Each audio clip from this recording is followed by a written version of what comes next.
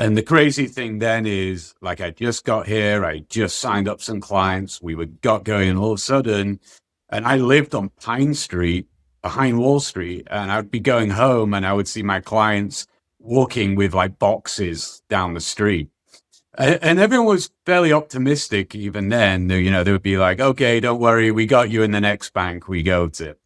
Mhm. But it didn't work out that way. It was a bloodbath, and it was much worse than people thought.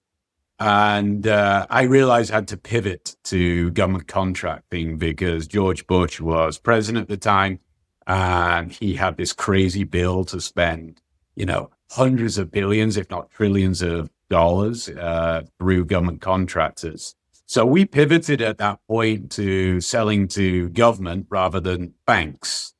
And it was really the time when we decided as well that we had to automate workflows because we just couldn't be competitive in a government acquisition environment, which is a lot more stringent than relationship-based banking.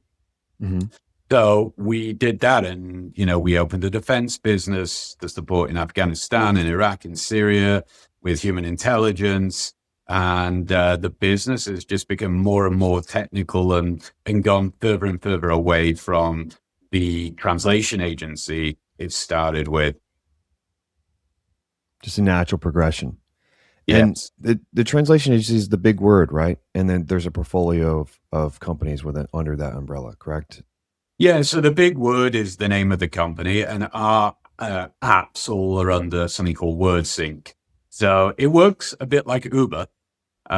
So you have your taxi app, and that's the one that you can click on, and and in my case, an interpreter will show up, not a taxi driver.